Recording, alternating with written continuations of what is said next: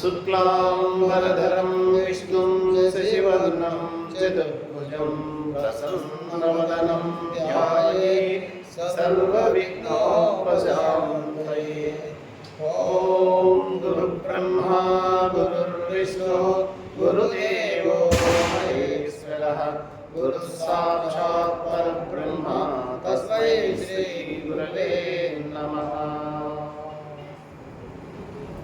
हरि ओम। ప్రియాత్మ బంధువులందరికీ నా హృదయపూర్వక నమస్సుమాంజలు. ప్రతి నెల బహుళాష్టమి సందర్భంగా భాగవత ప్రవచన కార్యక్రమం జరుపుకుంటున్నాం. అందులో భాగంగా ఈరోజు భాగవత ప్రవచన కార్యక్రమంలో భాగంగా పరీక్షిత్ మహారాజు సుఖ మహర్షి ఇద్దరి మధ్య జరుగుతున్నటువంటి విషయం ఇది. సుఖ మహర్షి భగవంతుని విశేషాలన్నీ వివరిస్తున్నారు. పరీక్షిత్ మహారాజు శ్రద్ధగా వింటున్నాడు. వింటూ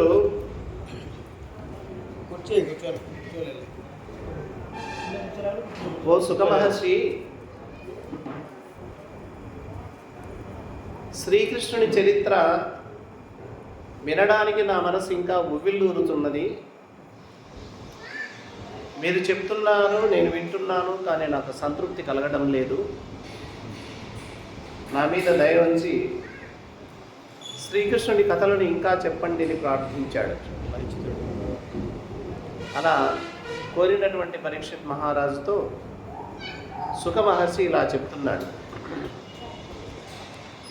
ధరణీశ ఒకనాడు హరితనూజులు రతీశ్వర సాంబసారణ చారుభానులాదిగా యదుకుమారావలి ఉద్యానవనమునకు అతి వైభవమున నేగి వలనొప్ప ఇచ్ఛానువర్తులై సుఖలీల చెరించి ఘన పిపాసలను చెంది నెరితప్పి సలిలము అన్వేషించుచును వేగవచ్చుచో ఒక చోట వారి రహిత కూపమును అందులో ఒక కొండవోలె విపుల మగుమేని ఊసర వెళ్ళిగాంచి చిత్తముల విస్మయం బంది తత్తరమున దాని వెడలించు వేడుక తగలుటయును.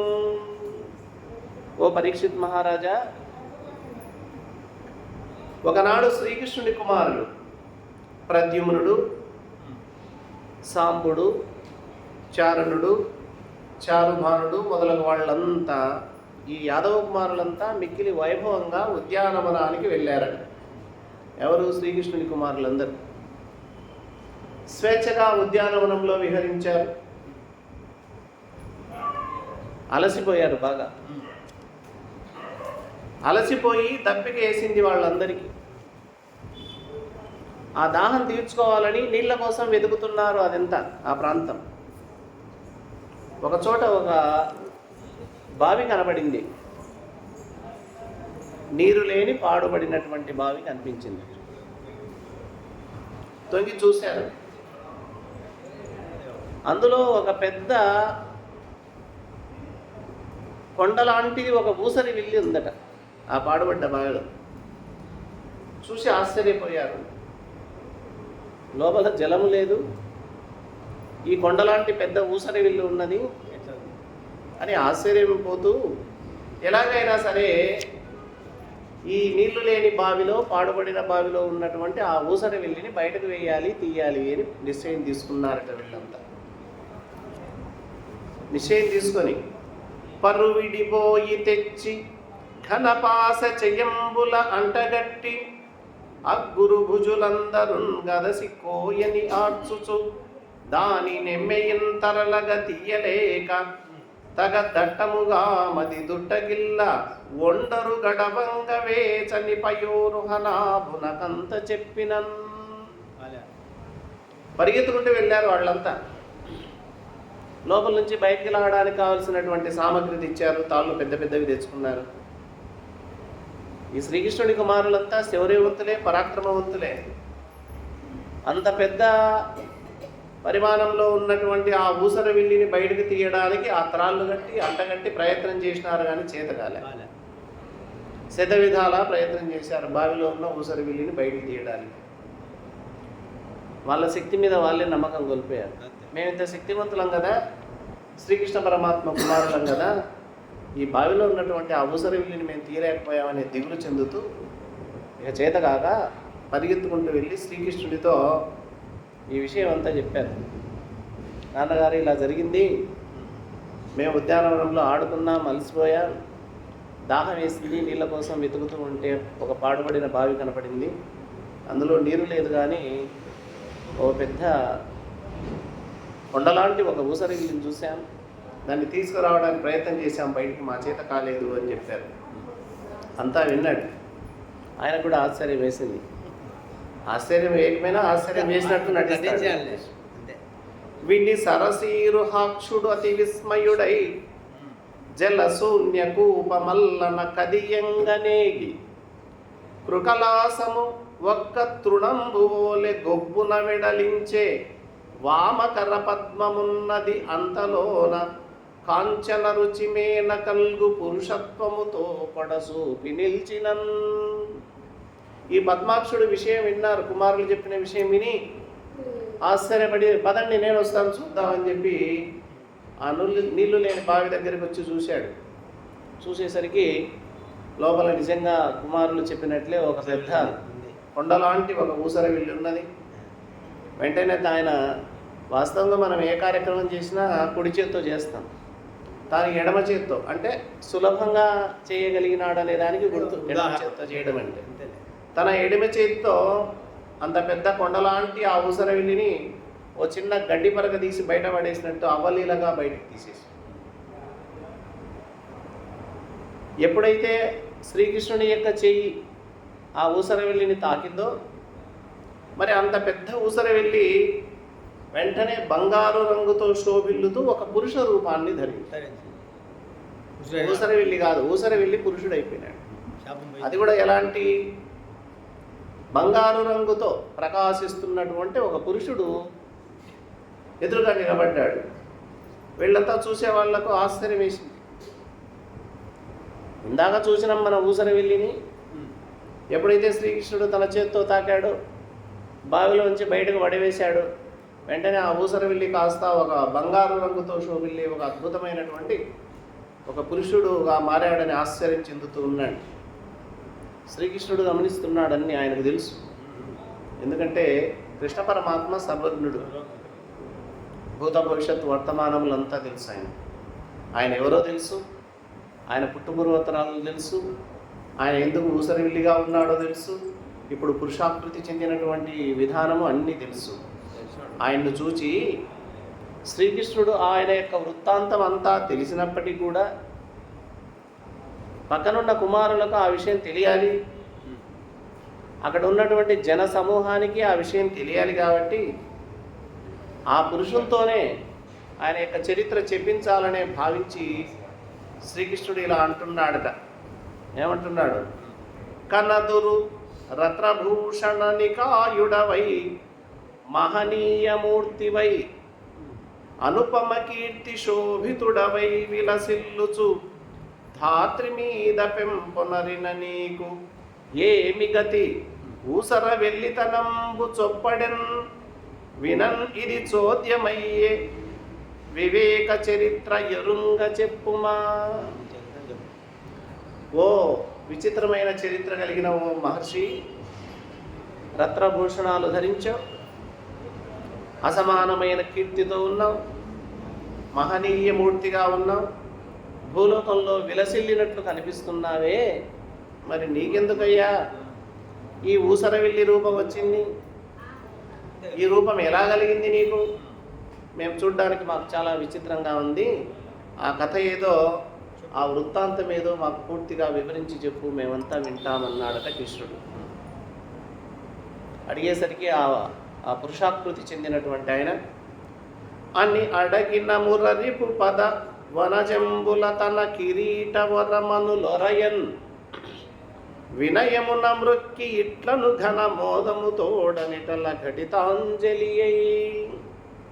ఎప్పుడైతే కృష్ణ పరమాత్మ అడిగాడో ఆయన్ను, ఆ పురుషుడు శ్రీకృష్ణుడి యొక్క పాద పద్మములకు, అప్పటికి ఆయన తల మీద కిరీటం ఉంది, తల ఉంచి ఆ కిరీట మనులు సోకే విధంగా పాదాలకు నమస్కరించి 2 చేతులు జోడించి ఆనందంతో శ్రీకృష్ణుడు అడిగితే చెప్పేటటువంటి భాగ్యం నాకు వచ్చింది కదా అని ఆనందంతో తన కథ చెప్పడానికి పూనుకుంటున్నాడు. ఇది ఎవరైనా సంస్కారం ఉన్న వాళ్ళ యొక్క లక్షణం. పెద్దవాళ్ళు, మహాత్ములు, పూజ్యులు ఎవరైనా వస్తే వాళ్లకు నమస్కారం చేయడం మన యొక్క సనాతన ధర్మం. ఖచ్చితంగా చేయాలి. పిల్లవాళ్ళు నేర్చుకోవాలి. మనల్ని చూసి పిల్లలు నేర్చుకుంటాం. మనం ఎవరికి నమస్కారం చేయకపోతే మన పిల్లలు ఎవరికి నమస్కారం చేయాలి.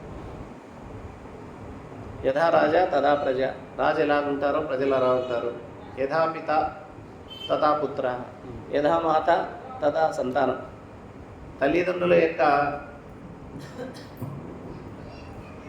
ప్రవర్తన, వాళ్ళ విశేషాలన్నీ ఎలా ఉంటాయి, పిల్లలకు అవే అబ్బుతుంటాయి. కాబట్టి అలాంటి గొప్పవాడు, ఒక విశిష్టమైన రూపంతో ఉన్నటువంటి వాడు, ఆయన కూడా శ్రీకృష్ణ పరమాత్మ పాదపద్మములకు తన కిరీటంలో ఉన్న మనులు తగిలేటట్లుగా నమస్కారం చేసి తన యొక్క కథ చెప్తున్నాడు వృత్తాంతం.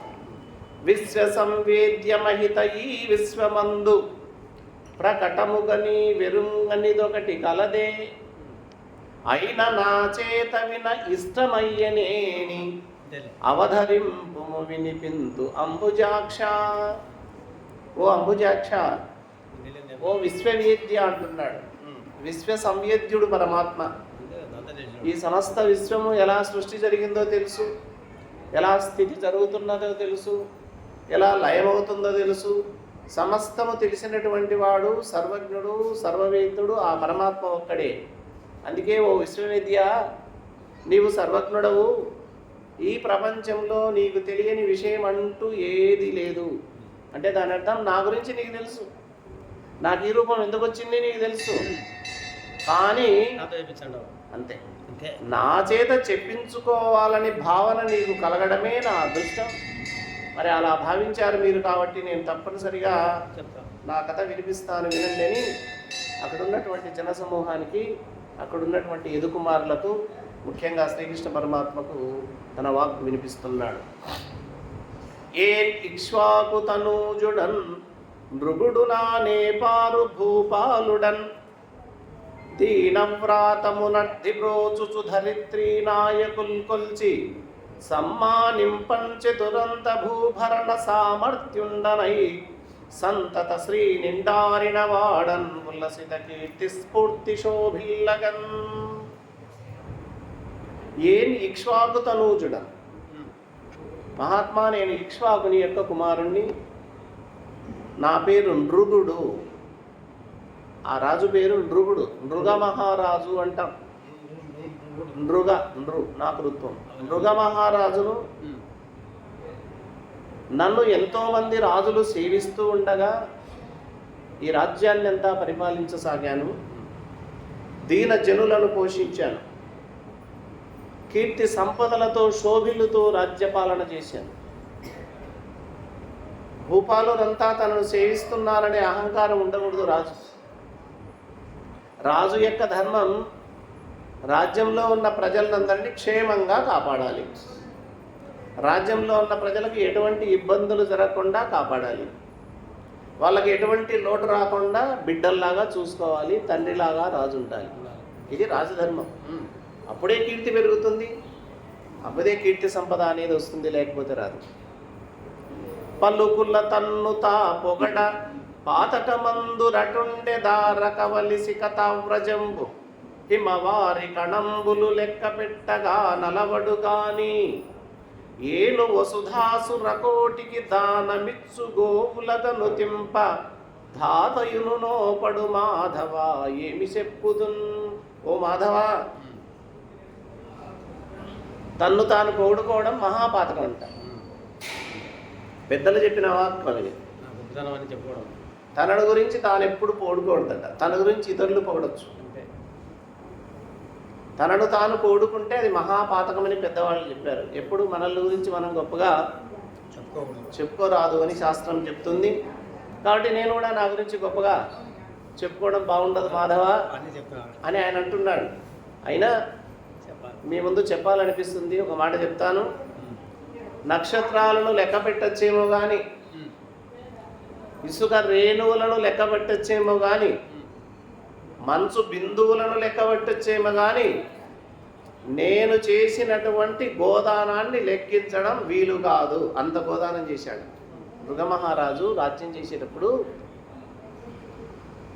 ఇసుక రేణువులను లెక్క పెట్టచ్చంట, నక్షత్రాలను లెక్క పెట్టచ్చంట, మంచు బిందువులను లెక్క పెట్టచ్చ. కానీ ఈ మృగమహారాజు చేసినటువంటి గోవులు దానం చేశాడే, ఆ గోదానాన్ని లెక్కించడానికి బ్రహ్మదేవునికి కూడా శక్తి చాలదట. దాతయును నోపడు, ఆ బ్రహ్మదేవుడు కూడా చెప్పలేడంట. అంత గోదానం చేసినటువంటి వాడిని నేను మాధవ ఏమని చెప్పేదయ్యా నేను. అదియున్గాక పొలుచు సువర్ణ శృంగ కురముల్ తవరంతొలి చూలులై సువత్సలు గల పాడియావులన్ ఉదత్త తపోవ్రత వేద పాఠముల్ కలిగి కుటుంబులై విహిత కర్మములన్ చెరియుంచు వేద విప్రులకు ప్రదక్షిణంబుగా విభూతి తలెప్పగ నిత్తునచ్యుత. అదిగాక ఓ అచ్యుత, అచ్యుత చ్యుతి అంటే నాశనం, అచ్యుత అంటే నాశనం లేనివాడు. అచ్యుతుడు ఒక్కడే, మిగతా వాళ్ళంతా చ్యుతులే. ఈ సమస్తము చ్యుతమే, అంతా నాశనమే. చ్యుతి కానివాడు అచ్యుతుడు ఒకే ఒకడు. ఆ అచ్యుతుడు పరమాత్మ శ్రీకృష్ణుడు. ఓ అచ్యుత, తపస్సే విధిగా తలంచి వేదంలో పాండిత్యం సంపాదించి యజ్ఞయాగాది కర్మలు చేస్తూ వచ్చినటువంటి బ్రాహ్మణులకు, అది బ్రాహ్మణుల యొక్క ధర్మం. బ్రాహ్మణులు అంటే ఆ రోజుల్లో ఖచ్చితంగా తపస్సు, యజ్ఞయాగాది క్రతువులు, వేదాభ్యసనం, వేదాధ్యయనం, వేద ప్రవచనం, శాస్త్రంలో చెప్పినటువంటి సత్కర్మల ఆచరణ, ఇవన్నీ బ్రాహ్మణులు చేయాలి. అలాంటి బ్రాహ్మణులకు గోదానము విపరీతంగా చేశాడట. ఎలాంటి గోవులను దానం చేశాడంటే,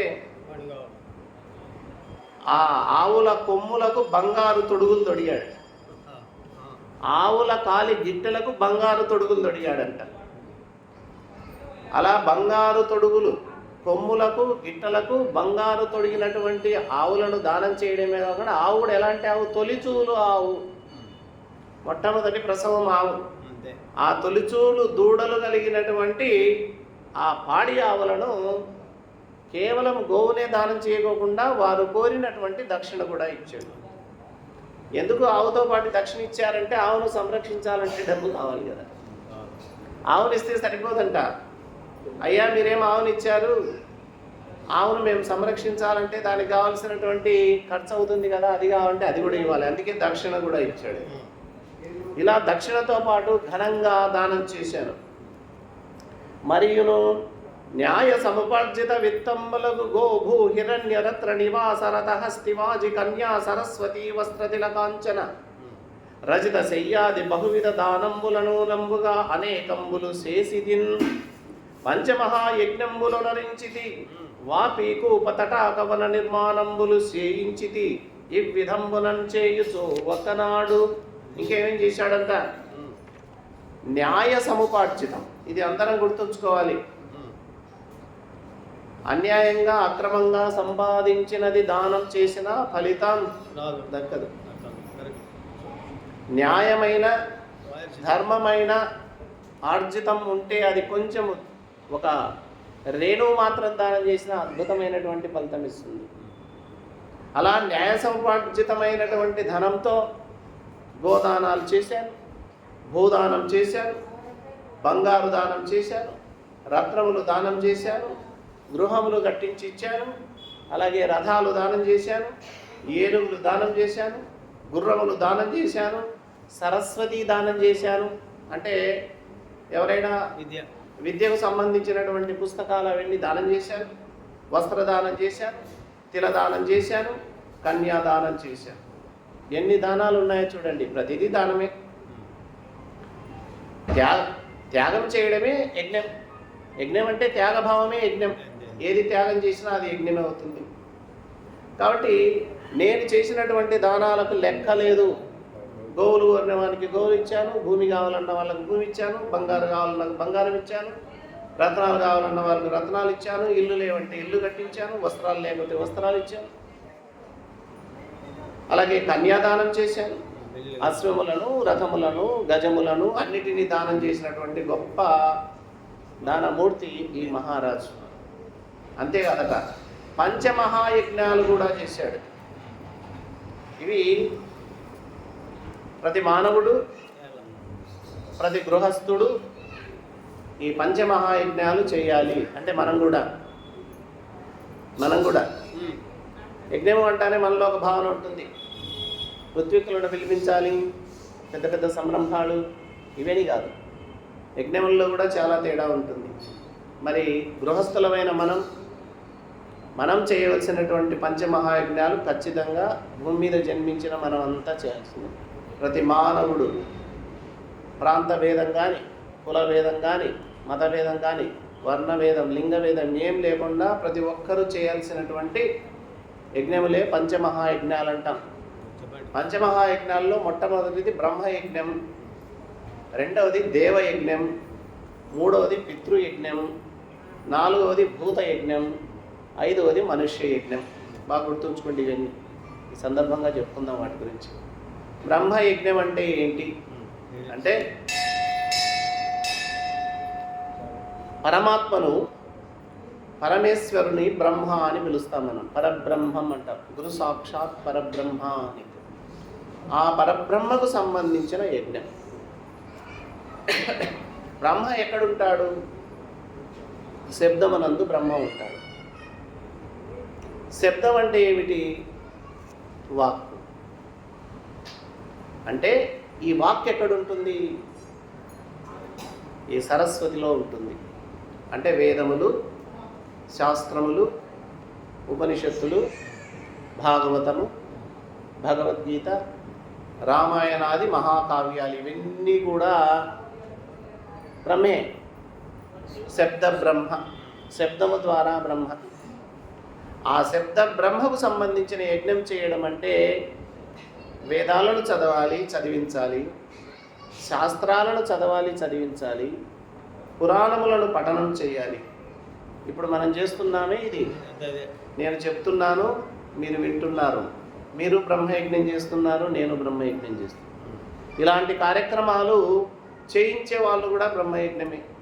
అయ్యా ఈరోజు భగవద్గీత పారాయణం పెట్టుకుంటున్నామండి, పారాయణం చేసే వాళ్ళు వస్తున్నారు, మీరు కూడా వినడానికి రండి. దానికి సంబంధించిన ఏర్పాట్లు చేసే వాళ్ళు కూడా బ్రహ్మయజ్ఞంలో పాల్పంచుకోవడమే. మనం ప్రతి నెల బ్రహ్మయజ్ఞాన్ని చేస్తూ ఉన్నాం. నెల ఏంటి, మేము ప్రతిరోజు చేస్తున్నామంటే చేయొచ్చు, తప్పలేదు. ఉదయాన్నే లేచి గీతా పారాయణం చేసినా, లేదా ఉపనిషత్తులో ఉన్నటువంటి వాక్యాలు చెప్పుకున్నా, లేకపోతే వేదాల్లో ఉన్నటువంటి శ్లోకాలు వాటి సారాంశం చెప్పుకున్నా, ఏదో రామాయణ కథలు వింటున్నా, చదువుతున్నా, అంటే వినేవాళ్లకు చెప్పేవాళ్ళు అందరూ కూడా బ్రహ్మయజ్ఞంలో పాల్పంచుకుంటుంటే, అంటే ప్రతిరోజు ఈ బ్రహ్మయజ్ఞం చేయాలి. మనం ఓ 10 నిమిషాలు చేస్తారా, 20 నిమిషాలు చేస్తారా, అరగంట చేస్తారా, మీ ఇష్టం. పొద్దులేసి స్నానం చేసిన తర్వాత దీపారాధన చేస్తా కూర్చున్న తర్వాత భగవంతుని తలుచుకుంటే అది బ్రహ్మయజ్ఞమే కదా. నోటితో పలికితే తప్పే ఉంది. నారాయణ మంత్రము, శివమంత్రము, మీకు ఇష్టం వచ్చిన మంత్రం, మీకు ఇష్టమైన నామాన్ని చదివితే అది కూడా బ్రహ్మయజ్ఞమే. మరి బ్రహ్మయజ్ఞం చేయడం అంటే చాలా సులభం, అందరికీ ఉంది అవకాశం, చేసుకోవచ్చు. కాబట్టి బ్రహ్మయజ్ఞం చేయాలి. దీనికి సంబంధించినటువంటి ఖర్చు కూడా భరించాలి. కొంతమంది పుస్తక దానం చేస్తూ ఉంటారు. గీతా పుస్తకాలన్నీ కొనేసి ఎవరైనా గీతా పారాయణం చేసే వాళ్ళకందరికీ గీత పుస్తకాలు పంచుతారు. అది కూడా బ్రహ్మయజ్ఞంలో భాగం చేసుకోవడమే కదా. అలాగే ఇలాంటి కార్యక్రమాలు, స్వాధ్యాయన కార్యక్రమాలు, ప్రవచన కార్యక్రమాలు, ఇవన్నీ కూడా ఏర్పాటు చేస్తే బ్రహ్మయజ్ఞం అవుతుంది. తర్వాత దేవయజ్ఞం. దేవయజ్ఞం అంటే బ్రహ్మ తర్వాత వాళ్ళు దేవతలు. బ్రహ్మ తర్వాత ఆ పరబ్రహ్మ తర్వాత మూర్తులే మొత్తం దేవతలంతా ఉంటారు. వీళ్ళకు కూడా యజ్ఞం చేయాలి. అంటే ఇప్పుడు గుళ్ళో విగ్రహ ప్రతిష్ఠా కార్యక్రమం, విగ్రహకు పూజా కార్యక్రమం, విగ్రహానికి ఆరాధన కార్యక్రమం, ఆయనకు అష్టోత్తర శతనామావళి పూజ, షోడశోపచార పూజ కానీ, లేకపోతే కుంకుమార్చన కానీ, ఏమైనా సరే పూజలు. మరి దేవాలయంలోకి రానక్కర్లేదు, ఇంటి దగ్గర కూడా మనం ఇంట్లో ప్రతి ఒక్కరింట్లో ఉన్నాయి దేవతామూర్తులు, ప్రతిమలు ఉన్నాయి, ప్రతి ఒక్కరింట్లో ఉన్నాయి. మరి చేయండి పొద్దున ఖచ్చితంగా లేచి, అది కూడా దేవయజ్ఞం అవుతుంది. అలా కాకపోతే కొంతమంది విశేషంగా డబ్బులు ఉన్న వాళ్ళు, సంపద ఉన్నటువంటి వాళ్ళు, రాజాదిరాజులు, చక్రవర్తులు, గొప్పవాళ్ళు ఆ దేవునికి సంబంధించినటువంటి క్రతువులు కూడా యజ్ఞయాది కార్యక్రమాలు నిర్వహిస్తూ ఉంటారు. సరే, అంత చేయనక్కర్లేదు, ఇది కూడా దేవయజ్ఞమే. కాబట్టి ప్రతి ఒక్కరూ వారి చేతనైనంత, వారి శక్తి వంచన లేకుండా దేవయజ్ఞాన్ని నిర్వహించాలి ఖచ్చితంగా. తర్వాత పితృయజ్ఞం అని, పెద్దలకు మనం కూడా కర్మకాండాలు చేపిస్తుంటాం. మన పెద్దలకు ఈరోజు పెద్దల పండుగ చేసినాం, ఈరోజు పెద్దలకు పెట్టుకున్నాం అని చెప్తుంటాం. అది ఏంటి అంటే పితృయజ్ఞమే. పితృయజ్ఞంలో శ్రాద్ధ కర్మలు వస్తాయి. ఏమిటి లాభం శ్రాద్ధ కర్మలు చేస్తే అంటే, పితృదేవతలు వాళ్ళు కూడా దేవతలే, పితృలు కూడా దేవతలే. దానికి ఒక లోకం ఉన్నది, పితృలోకం అంటాం. మరణించిన తర్వాత వాళ్ళ యొక్క సూక్ష్మ శరీరాలు వెళ్ళేది పితృలోకానికి వెళ్తాయి. వాళ్ళు కూడా అన్ని గమనిస్తూ ఉంటారు సూక్ష్మ అంశ చేత. కాబట్టి ఈ శ్రాద్ధ కర్మ చేయడం వల్ల, ఈ తర్పణాది క్రియలు చేయడం వల్ల ఎవరికి లాభం అంటే, మన ఇంట్లో మన వారసులకు లాభం. వాళ్ళ వారసులు ఎవరైతే ఉంటారో వాళ్ళందరికీ సుఖము, సంతోషము, శాంతిని ప్రసాదించేటటువంటి కర్మ శ్రాద్ధ కర్మ. మరి శ్రాద్ధ కర్మలు కూడా మనం ఖచ్చితంగా చేయించవచ్చు. ఇక రెండవది, తర్వాత శ్రాద్ధ కర్మల తర్వాత భూత యజ్ఞం. భూతములు, భూతములు అంటే తోటి ప్రాణులు లేదా పంచమహాభూతములు, అది కూడా తీసుకోవచ్చు ఇక్కడ రెండు రకాలుగా. భూతములు అంటే తోటి ప్రాణులు, మనతో పాటు నివసించే ప్రాణులు చాలా ఉన్నాయి, మూగజీవులన్నీ మన ఇంటి చుట్టే ఉన్నాయి.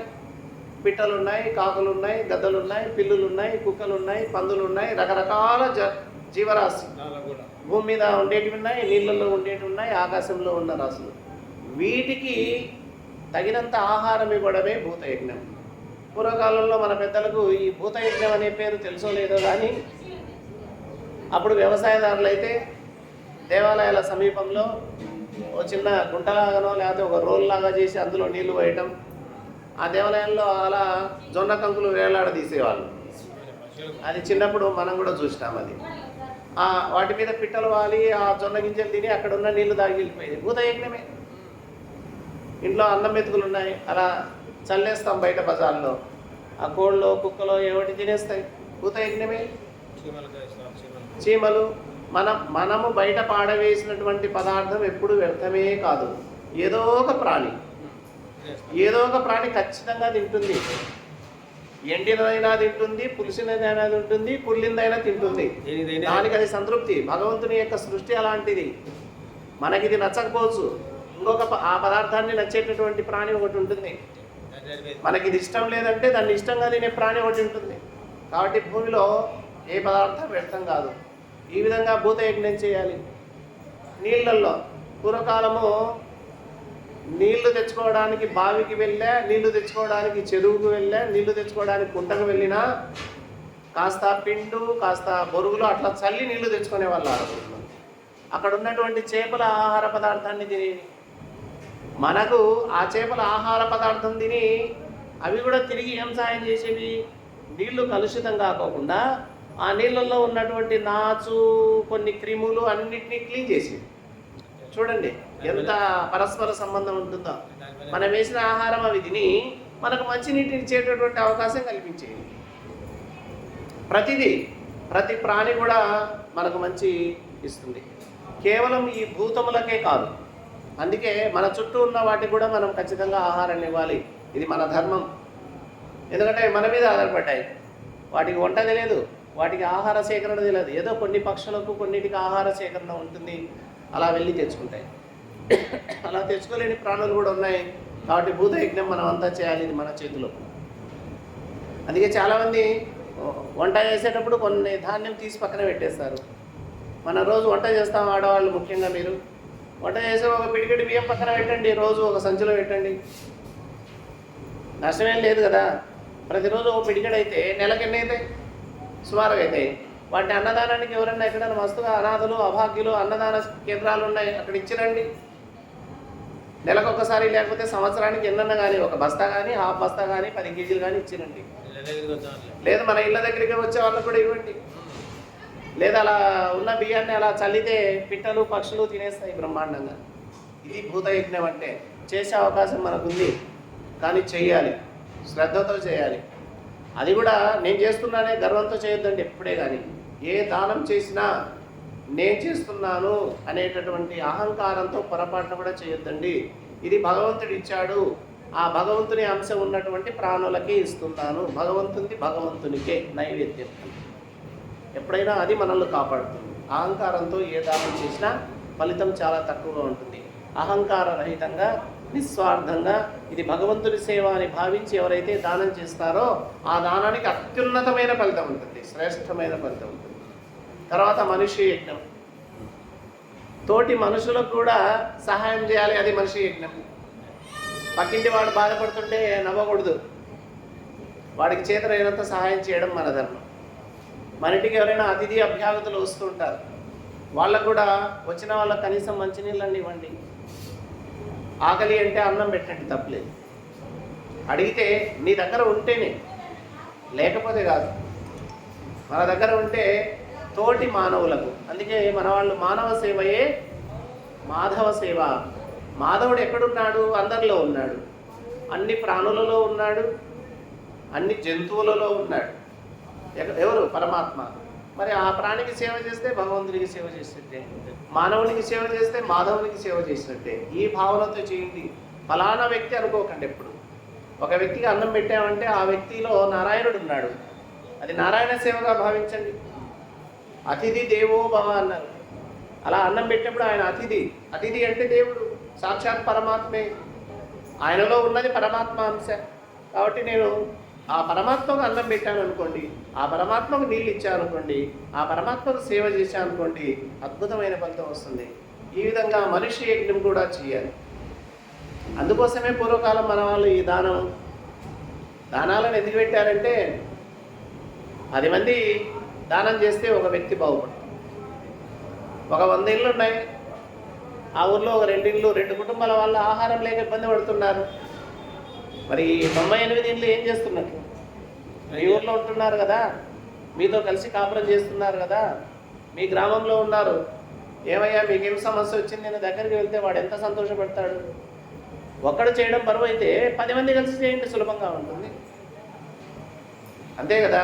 ఈ 98 ఇళ్ళు ఒక పిడికెడు బియ్యం ఇచ్చినారనుకోండి, ఆయన 3 నెలలు తిని బతుకుతాడు హాయిగా. ఇది పూర్వకాలంలో ఒకరికొకరు సహాయ సహకారాలు అందించుకుంటూ జీవించడానికి పెట్టినటువంటి ఆచారాలు, సాంప్రదాయాలు, పద్ధతులు. ఇవే మహాయజ్ఞాలు. చూడండి, ఈ బ్రహ్మయజ్ఞం చేసిన జ్ఞానం పెరుగుతుంది, ఆధ్యాత్మికత పెరుగుతుంది, ఏది మంచి ఏది చెడు అనేటటువంటి సంస్కారం లభిస్తుంది. దేవయజ్ఞం చేస్తే భగవంతుడు ఏంటి, భగవంతునికి మనకు సంబంధం ఏంటి అనే భావాలు బయటకు వస్తాయి. పితృయజ్ఞం చేస్తే మనం పెద్దలను గౌరవించినటువంటి వాళ్ళం అవుతాం, వాళ్ళ మీద భక్తిభావం కలుగుతుంది, వాళ్ళను మర్చిపోం. అలాగే భూతయజ్ఞం తోటి ప్రాణులను ఆదరించినట్లు అవుతుంది, భగవంతునికి సేవ చేసినట్లు అవుతుంది. మనిషి యజ్ఞం చేస్తే తోటి మానవులను ఆదరించినట్టు, ప్రేమించినట్లు, అభిమానం చేసినట్టు, సాయం చేసినట్లు అవుతుంది. అది నేరుగా భగవంతునికి చెందుతుంది. ఎవరైనా సరే ఏది చేసినా అది వెళ్ళేది భగవంతునికే. ఇది బాగా సత్యం, గుర్తుంచుకోండి.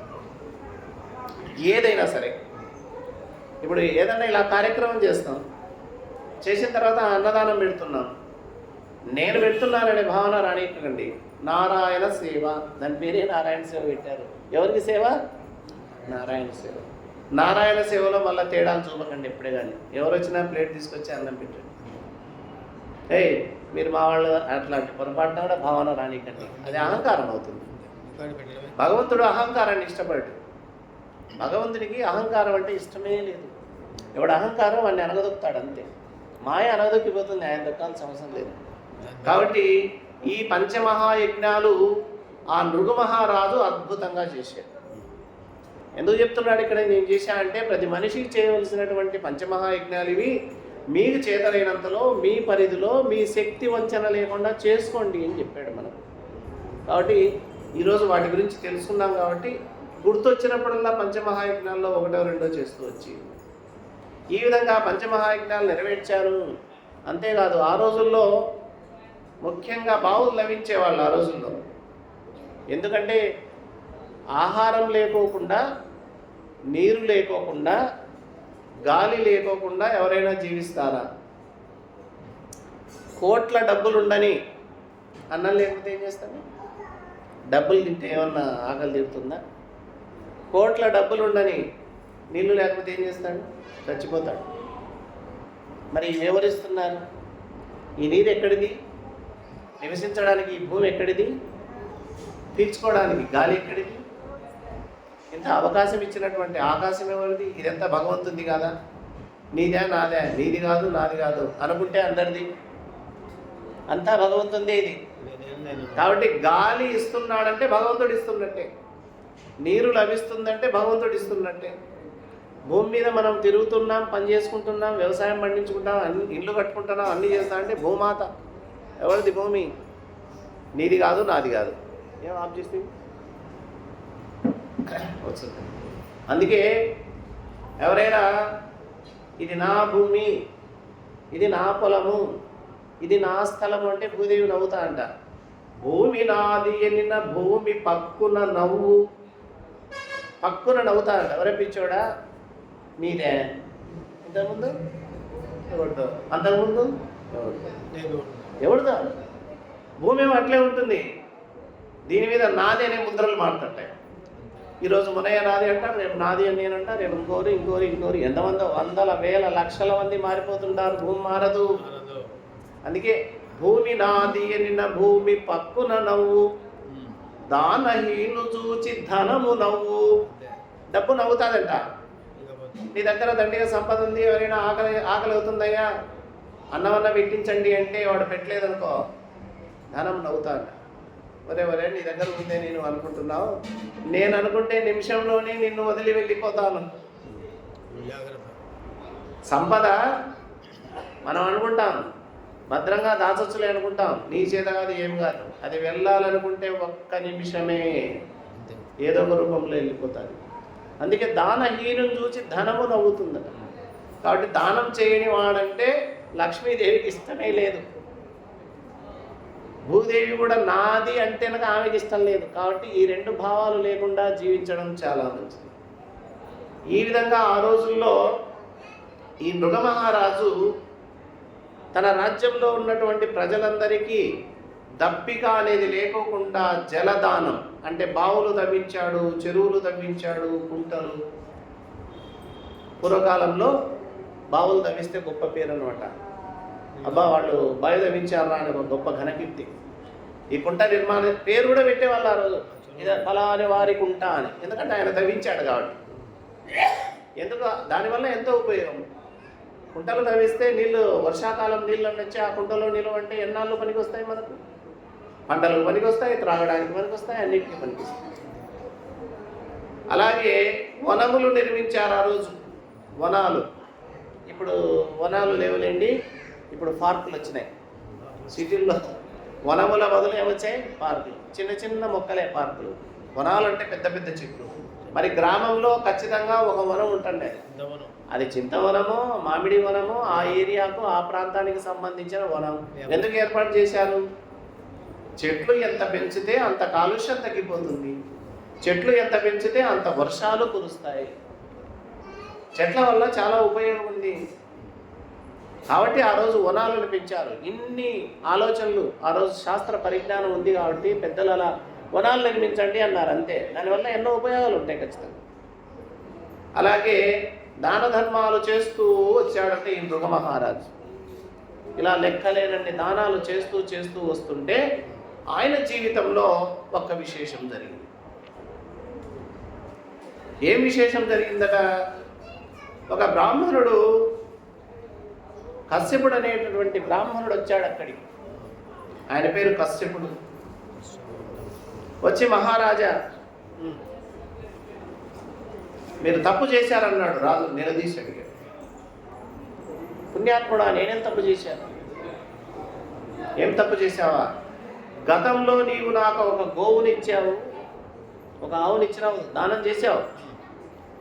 నా దగ్గర కొన్నాళ్ళ నుండి ఆ ఆవు తప్పిపోయి మళ్ళీ నీ మందలో కలిసి ఎక్కడికి వచ్చింది? ఆవు రాజు యొక్క ఆవుల మందలో వచ్చి కలిసింది. కశ్యపుడనే బ్రాహ్మణుడికి ఈ మృగమహారాజు ఇచ్చినటువంటి గోవు కొన్నాళ్ళ నుండి తిరిగి మందలో వచ్చింది, ఈయన ఇంటికే వచ్చింది. అది రాజు గమనించలే. అదే ఆవును ఇంకొక బ్రాహ్మణుడికి దానం చేశాడు. ముందు కశ్యపుడనే బ్రాహ్మణుడికి చేశాడు, ఆవు తిరిగి వచ్చి మందలో కలిసింది.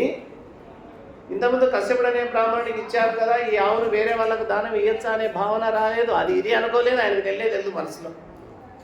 వేరే బ్రాహ్మణుడు వచ్చాడు, ఆయనకి ఇచ్చాడు. ఆ బ్రాహ్మణుడు ఏమైనా ఆవును తీసుకుపోతున్నాడు. తీసుకుపోయేటప్పుడు ఈ కశ్యపుడు వచ్చాడు, నాది ఆవు అన్నాడు. నీదెట్లా అవుతుంది? నాకు రాజు దానం ఇప్పుడు చేసినాడు, తీసుకుపోతున్నాడు. నీకు ఇప్పుడు చేసినాడయ్యా, ఇది నాకు గతంలో చేసినాడు, నెల కిందట ఈ ఆవును నా దగ్గర కొన్నాళ్ళు ఉంది, పొరపాట వచ్చి మందలో కలిసింది. నీదంటే ఎట్లా అంటే, రాజును అడుగుకో, నన్ను అడిగితే ఎట్లా? రాజు ఇచ్చాడు, నేను తీసుకుపోతున్నా, రాజుని అడుగుపో అంటే ఆ రాజు దగ్గరికి వచ్చి అడుగుతున్నాడు. కథ అంతా చెప్పాడు కశ్యపుడు. మహారాజా, ఇంతకుముందు నీవు నాకు దానం చేసినటువంటి ఆవు నాకు ఇప్పుడు ఏం చెప్పాలో అర్థం కాలేదు. ఎలా ఉన్నాడంట కశ్యపుడు? మది రోషమొదవ దోవతి వదలిన బిగియించుకొనుచు వడిగదిసి దినా మదవు నడివీధి దొంగిలి వదలక కొనిపోయే తిట్టివారుంగలరే. కోపం ఎక్కువైతుంది బ్రాహ్మణుడికి, కశ్యపుడికి. చాలా రోషంతో ఉన్నాడు. ఊడిపోతున్న దావతి బిగించాడట. బిగించుకొని ఆవును తోలుకెళ్ళే బ్రాహ్మణుడి దగ్గరికి వెళ్ళి, ఇది నావు దొంగలించి నడి వీధిలో తోలుకొని పోతున్నావు, ఇటువంటి వాళ్ళు ఎక్కడైనా ఉంటారా అని నిలదీశాడు. ఆయన ఏమంటున్నాడు ఆ బ్రాహ్మణుడు? అనవుడు ఆతడిట్లనియే ఆతనితో విపుడేను దీనినే జనపతి చేత దారగుని సాధు గతించన నీది అంటవే. నేను రాజు ఇచ్చింటే తీసుకుపోతుంటే నీదంటావదయ్యా లేవు. నేనును ధరాదిపు చేమును దారగొన్న ఆవని వినిపింప ఇద్దరకు అయ్యే అపార వివాదమత్సటం. ఇద్దరికి పెద్ద కొట్లాటైంది. నాది అంటే నాది ఆవని. ఆ బ్రాహ్మణుడు ఈ బ్రాహ్మణుడు, ఇద్దరు బ్రాహ్మణులు ఈ ఆవు నాదంటే నాదని కొట్లాడి ఇద్దరు బ్రాహ్మణులకు పెద్ద వివాదం జరిగింది. ఇద్దరు కలహించుకునే స్థితికి వచ్చారు. నేరుగా భూసురుని దగ్గరికి వచ్చారు. ఇంకా మహారాజు దగ్గరికి వచ్చి చెప్పాల్సింది. అప్పుడు కశ్యపుడు అంటున్నాడు మహారాజుతో, మనుజేంద్ర ప్రజల ధర్మ ప్రవర్తనముల నడవకుండగా ఆజ్ఞ నడుపు నీవు. మనమున ఏ ధర్మమని ఆచరించితివి, మును నాకు ఇచ్చిన మొదవు తప్పి వచ్చి నీ మందలో చొచ్చిన ఇప్పుడీ భూసురునకు ధారవోసి ఇచ్చి తగవు మాలితివి. దాతవు అపహర్తవునైన నిన్నే మందు అవనినాథ. ఓ రాజేంద్ర, నీవు రాజు కదా, ప్రజలను ధర్మ మార్గంలో నడిపించాల్సిన వాడవు నీవు, ఆజ్ఞ చేయాల్సిన వాడు నీవు. నీవే అధర్మంగా ప్రవర్తిస్తే ఎలాగయ్యా? నీవే ధర్మాన్ని తప్పితే ఎలాగా? ఇంతకుముందు నాకు దానం ఇచ్చావు ఈ గోవును, అది పొరపాటున తప్పిపోయి నీ మందలో కలిసింది. అదే ఆవును వేరే వ్యక్తికి నువ్వు దానం చేస్తున్నావు, ఈ బ్రాహ్మణుడికి. నువ్వు ధర్మం తప్పావు, నీవు అపహర్తవు, దొంగవు అంటాడు. దొంగతనమే. దానం ఇచ్చిన తర్వాత అయిపోయింది. మనం కూడా ఎప్పుడైనా ఒకరికి ఏదైనా దానం చేస్తే నాది, నేను ఇచ్చినానని అననే అనకూడదు నోట్లో పొరపాటు. ఆ రోజు నీకు ఇది ఇచ్చిన తిరిగి నాకి అనద్దు. ఆ రోజు సరిపోయిందని ఏమనలే, ఇప్పుడు సరిపోలేదు నాకు నాకి అనేవాళ్ళు ఉన్నారు. ఒకసారి దానం ఇచ్చిన తర్వాత ఆ వ్యక్తితో శత్రుత్వం ఉన్నా మిత్రుత్వం ఉన్నా దానం ఇచ్చిన తర్వాత మర్చిపోవాలి ఖచ్చితంగా. ఎలాంటిదంటే దానం ఇచ్చి తిరిగి తీసుకోవడం వాంతికి చేసుకున్న తిండి తినడం అంట. చూడు ఎంత బాగా చెప్పారు. అది కుక్క చేసే పని, మనుషులు చేసే పని కాదంట.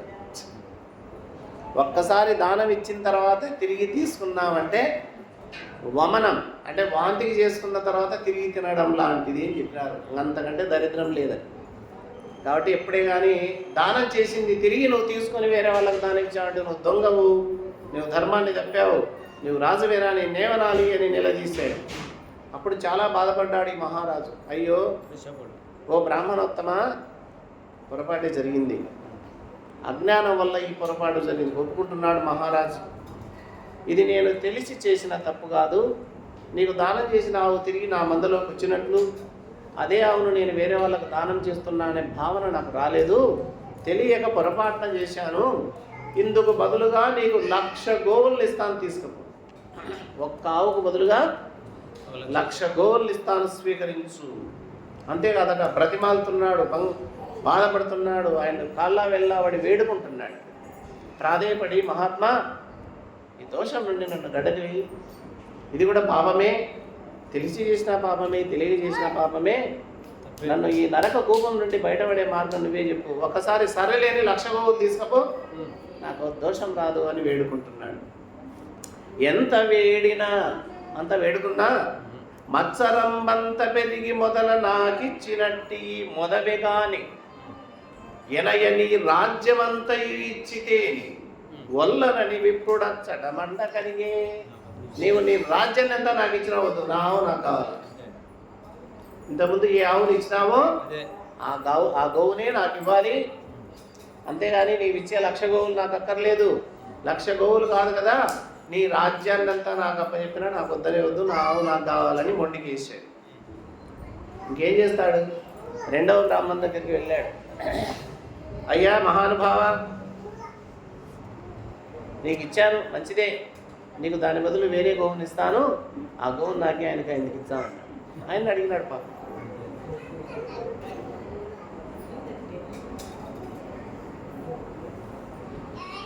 అప్పుడు ఆయన కూడా పట్టుదల పట్టాడు. మహారాజా, నాకు ఇదే కావాలి, నీవు 10,000 గోవులు ఎక్కువగా ఇచ్చినా నాకు అవసరం లేదు, నువ్వే దానం ఇచ్చావు కదా, ఆ గోవే నాకు కావాలి అని ఆయన గోవును తీసుకొని వెళ్ళి. ఇలా కాలం పరిపూర్తి. ఆ బ్రాహ్మణుడు వెళ్ళలేదు, ఈ బ్రాహ్మణుడు వెళ్ళలేదు. రెండవ బ్రాహ్మణుడు తీసుకొని వెళ్ళిపోయాడు ఆ గోవును. మొదటి బ్రాహ్మణుడు కశ్యపుడు ఆయన్ను నిందించి ఆ రాజ్యం నుంచి వెళ్ళిపోయాడు. సరే మహారాజా, నువ్వు ధర్మాన్ని తప్పావు, ఇది అధర్మం, ఈ పాపాన్ని నువ్వు భరించుదు అని చెప్పేసి ఆయన. మరి ఎన్ని దానక్రియలు చేసినాడు, ఎన్ని యజ్ఞయాగాది క్రతువులు చేశాడు, 3 లోకాల్లో ప్రఖ్యాతిగాంచాడు కదా.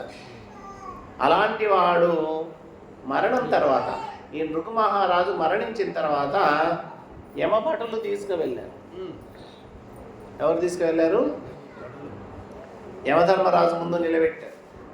యమధర్మరాజు అంటున్నాడు, ఓ మహాత్మా, చేసిన పనులు 2 రకాలు ఉంటాయి, పాపం, పుణ్యం. మంచి క్రియలు, ధర్మమైన క్రియలు చేస్తే పుణ్యం, చెడ్డ క్రియలు, చెడ్డ పనులు చేస్తే అది పాపం. 2 రకాల శిక్షలు అనుభవించాలి. అందుకే యమధర్మరాజు, మహారాజా, నీవు చేసినటువంటి వాటిలో పాపం చాలా తక్కువగా ఉంది. ఒక్కటే పాపం, ఇదే. ఒకరికి ఇచ్చిన ఆవును ఇంకొకరికి ఇవ్వడమే తప్పు. అంత తప్ప ఏ తప్పు చేయలేదు ఆ మహారాజు. తప్పు తప్పే. కాబట్టి ఈ పాప ఫలితాన్ని ముందు అనుభవించు, తర్వాత పుణ్య ఫలితాన్ని అనుభవిస్తూ అని. ఎవరైనా సరేనంట, మరణం తర్వాత ఏది తక్కువ అంటే అది ముందు అనుభవించాలి. కౌరవులు పాండవులు మరణించారు. వాళ్ళు కౌరవులేమో హాయిగా స్వర్గలోక సుఖాన్ని అనుభవిస్తున్నారు. పాండవులను తీసుకెళ్లారంట నరక కుపానికి. ధర్మరాజుకు ఆశ్చర్యం వేసింది, ఇదేమన్యాయం, భూలోకంలో నివసించినప్పుడు ఈ దుర్మార్గులు కౌరవులు ఎన్నో దుర్మార్గ కృత్యాలు చేసి ఇల్లేనో స్వర్గసుఖాన్ని అనుభవిస్తున్నారు. ధర్మంగా జీవించి న్యాయంగా జీవించినటువంటి మాకు నరకమా అని ప్రశ్నిస్తే, నాయన మీరు ముందు తక్కువ చేసింది పాపం కాబట్టి పాప ఫలాన్ని ముందు అనుభవించండి, తర్వాత దీర్ఘకాలం మీకు స్వర్గసుఖాన్ని అనుభవించవచ్చు. వాళ్ళు తక్కువ చేసింది పుణ్యం కాబట్టి ముందు పుణ్యాన్ని అనుభవిస్తున్నారు. అలాగే ఇక్కడ కూడా యమధర్మరాజు ఏం చెప్పాడు, ఓ నృగు మహారాజా, నువ్వు చిన్న పాపాన్ని చేశావు కాబట్టి పాప ఫలాన్ని అనుభవించు ముందుగా.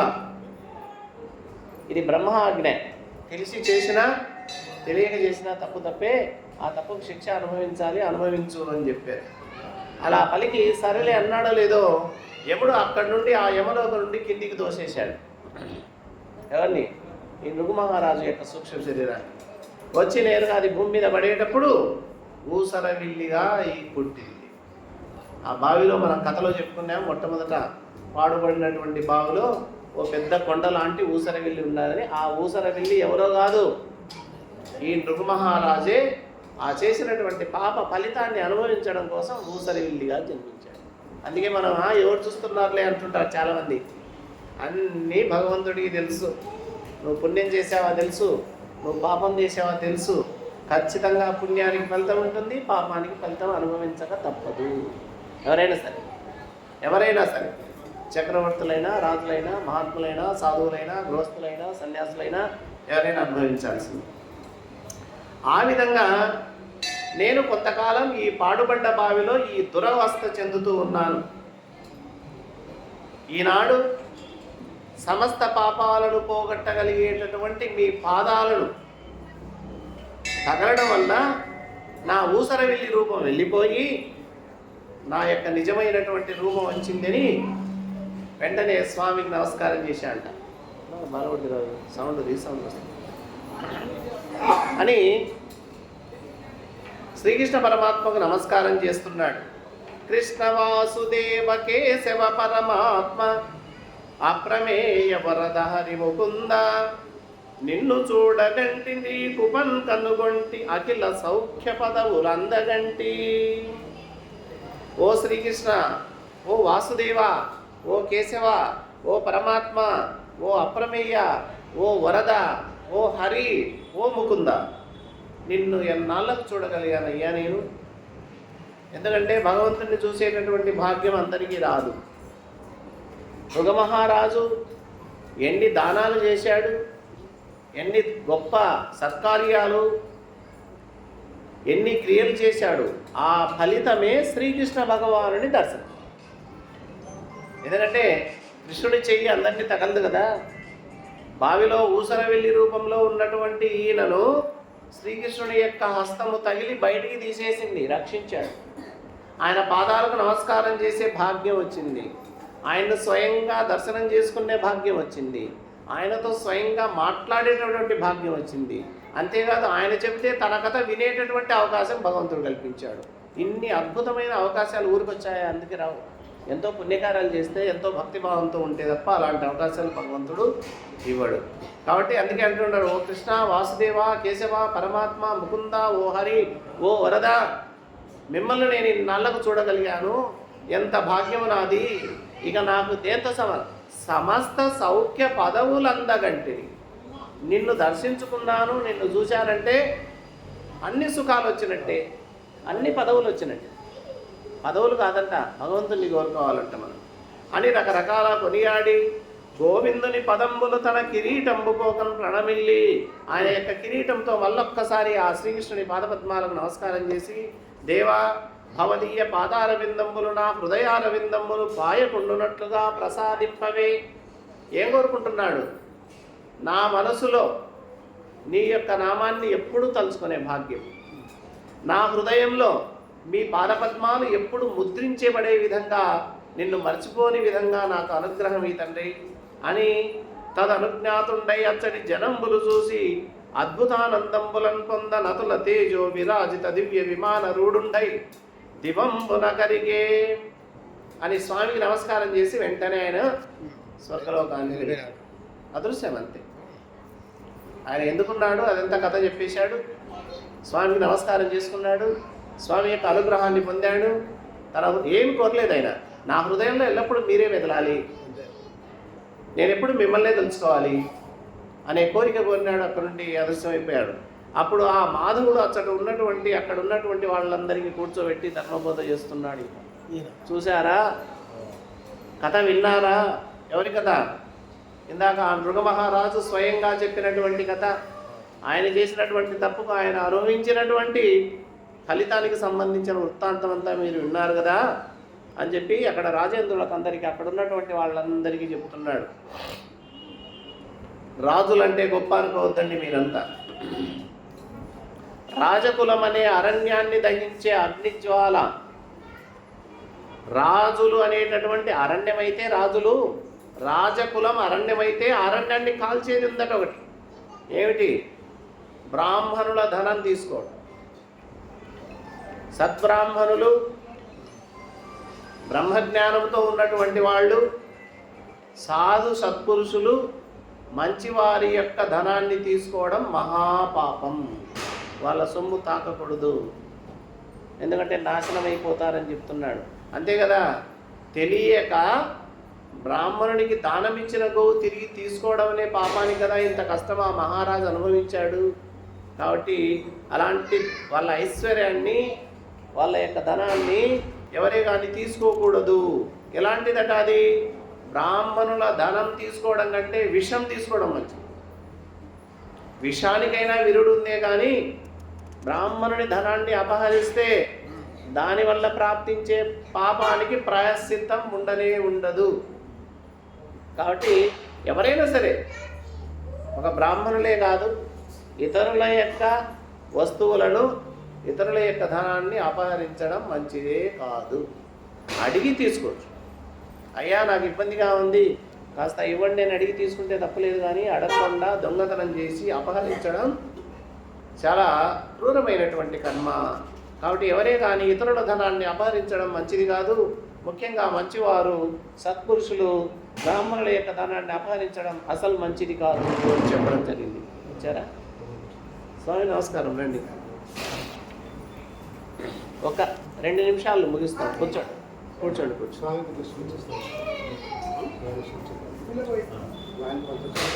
చెప్తాం సార్. కూర్చోండి. మీరు ఓ 2 నిమిషాలు ఆ ఊళ్ళోకి పోయారండి.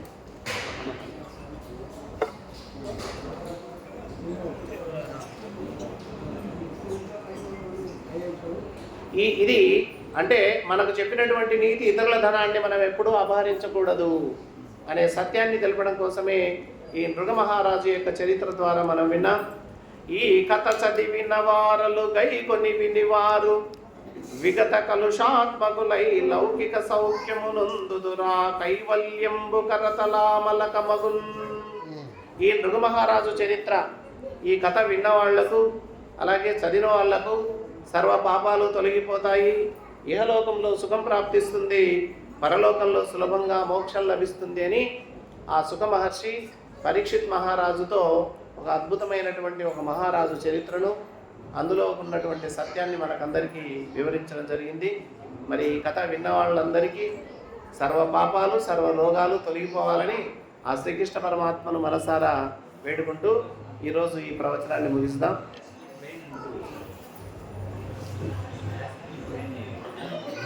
వసుదేవసుతం దేవం కంసచానూరమర్దనం